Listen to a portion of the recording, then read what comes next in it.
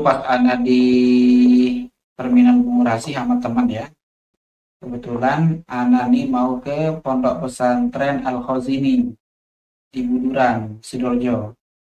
Ada undangan, nemanin teman anak ini ikut bahasul masail. Anak kan cuma ngikut doang. Kebetulan teman anak ini dari Surabaya, dekat rumahnya dari terminal Bungurasi. Pas anak turun di terminal Bungurasi, anak berdua ini diliatin sama preman Bungurasi yang tinggi-tinggi, besar-besar, kokoh-kokoh, berotot semua preman-preman itu. Akhirnya teman anak ini lihat preman itu juga. Dia bisik ke anak, jangan lewat depan, kita lewat belakang katanya. Kenapa? Itu lihat preman itu nanti gangguin kita katanya. Akhirnya kita berdua lewat belakang sampai ke luar terminal. Kita nunggu bis di luar. Itu preman-preman itu kalau ketemu santri mungkin kita yang takut duluan ya gitu ya. Nggak berani lah sama dia, soalnya yang punya mengurasi kan preman-preman itu. Pol PP aja kalah sama preman, berani apalagi yang kayak kayak kita ini. Semoga pemerintah bisa menyelesaikannya ya, mudah-mudahan amin. Itu kalau dipikir-pikir, kalau preman mau sholat yang pakai tato itu atau mau wudhu, apakah sah wudhunya, apakah sah sholatnya, atau gimana itu Ahmad Azizi, apakah sah wudhunya, apakah sholatnya preman tersebut, misalkan dia jadi imam juga, boleh nggak dia jadi imam, sah nggak dia jadi imam, gimana itu? Jangan senyum-senyum semua ini, masa nggak bisa jawab? Tawaduk ya. Jadi pada dasarnya hukum bertato itu, kata ulama, disebutkan di dalam kitab Al-Iqnat fi Hilli Al-Fazi Abi Syuja juz 1 halaman 130 bahwa hukumnya adalah haram. Kok bisa Pak Ustadz haram? Karena linnahyi anhu, karena ada larangan. Misalkan kalau seandainya preman-preman tersebut terlanjur pakai tato, kemudian kepingin insaf, kepingin bertaubat ke jalan yang lurus, kepingin hijrah, mendekatkan diri kepada Allah Subhanahu wa taala, apakah wajib dia menghilangkan tato tersebut? Hah? Wajib dia menghilangkannya, tapi dengan 5 syarat kata ulama. Bukan ana yang ngomong ini ya, tetapi ulama yang ngomong. Hukum tato itu adalah hukumnya haram, ulama yang ngomong. Terus kalau terlanjur bertato, apakah wajib dihilangkan? Wajib dia menghilangkan, ulama yang ngomong juga, bukan ana. Ana cuma menyampaikan perkataan ulama melalui kitab-kitab yang dikarang oleh para ulama. Maka kalau terlanjur dia bertato, kemudian dia ingin menghilangkannya, apa hukum menghilangkan tato? Wajib dia menghilangkannya, kata ulama Azizi Ahmad. Tapi dengan 5 syarat katanya. Oh, kitab Bujairimi Al-Khatib, bawa ya semuanya kan? Ya bawa, dibuka halaman 293 juz 1 ya, juz 1. Ambil Bujairimi Al-Khatib juz 1. Udah? Bujairimi Al-Khatib juz 1 halaman 293. Kita baca dulu ya ibarahnya. Bismillahirrahmanirrahim.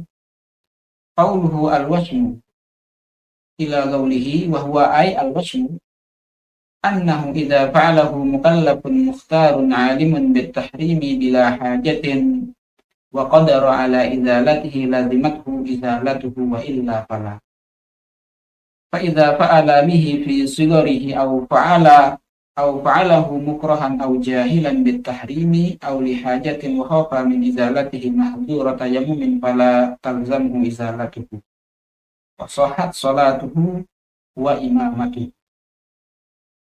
Orang yang bertato itu hukumnya adalah haram. Kenapa? Linnahyi anhu, karena ada larangan. Seandainya kalau dia ingin menghilangkannya, apakah wajib apa enggak? Wajib dia menghilangkannya kan? Tapi dengan 5 syarat kata ulama. Apa aja syaratnya? Disebutkan dalam kitab yang kita baca tadi itu. Syarat yang pertama, harus dia mukallaf. Maksudnya sudah balik, sudah diberati hukum syarat. Misalkan kalau dia masih kecil, pakai tato umur 2 tahun udah kayak anak dewasa kan, pakai tato maka tidak wajib dihilangkan, tetapi saat dianjurkan untuk menghilangkan juga. Tetapi tempat wajibnya kalau dia sudah mukallaf, sudah gede misalkan pakai tato, maka wajib dia menghilangkan tato tersebut. Kemudian muhtarun dengan senang hati, senang dia pakai tato, jadi kebanggaan lah gitu, jadi kesombongan lah gitu pakai tato, biar orang lihat bahwa paling kuat lah gitu ya. Muhtarun dengan senang hati. Muhtarun misalkan kalau dipaksa, apakah wajib apa enggak menghilangkannya? Kalau misalkan kalau ente nggak pakai tato anak gunung misalkan, mau pilih mati atau mau pilih bertato, kan otomatis orang mau pakai tato, nah kan ada ancaman, nah, akhirnya dia pakai tato, pakai tato, maka tidak wajib dia menghilangkannya karena ada ancaman.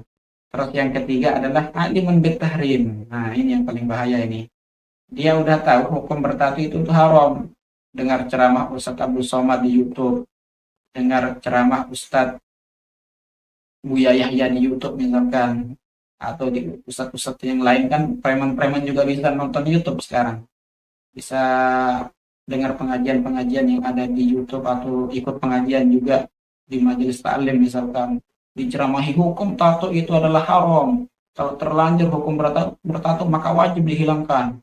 Udah tahu hukumnya tapi dia kerjakan, atau memang preman-preman atau orang-orang yang bertato, bukan preman ya, tapi ada preman yang pakai tato juga. Jadi bukan hanya preman saja, semua yang pakai tato. Semua yang pakai tato udah tahu hukumnya, bahwa hukum bertato itu haram tapi dia kerjakan. Misalkan ada anak lihat itu videonya yang kemarin itu, preman baca kitab. Pernah mondok berarti. Pernah mondok ini. Ada preman baca kitab. Udah tahu hukum bertato misalkan, tapi dia kerjakan. Maka wajib dia menghilangkan tato tersebut. Itu syarat yang ketiga.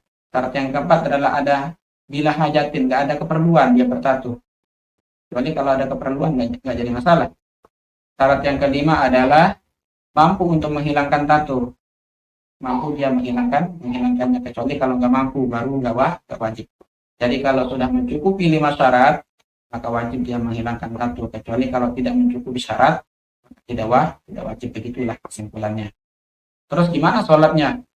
Apakah sah sholat orang yang bertato? Kata ulama di dalam kitab ini yang kita baca tadi itu, bukan kata anak lagi ya, kata ulama.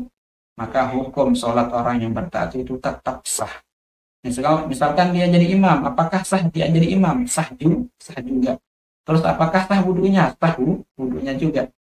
Nanti bisa dicek kalau masalah wudhu sahnya itu, dicek di kitab Inaratul Duja ya Ahmad Zain. Soalnya kalian nggak bawa kitab ini, Inaratul Duja, dicatat aja halamannya, nama kitabnya halaman 60 ya. Mudah-mudahan bisa bermanfaat masalah hukum bertato ini dan dipahami jelas apa tidak hukumnya. Jelas keterangannya tadi yang Ustadz bacain. Ada pertanyaan? Kalau ada pertanyaan nanti bisa ditanyain. Mudah-mudahan bisa bermanfaat.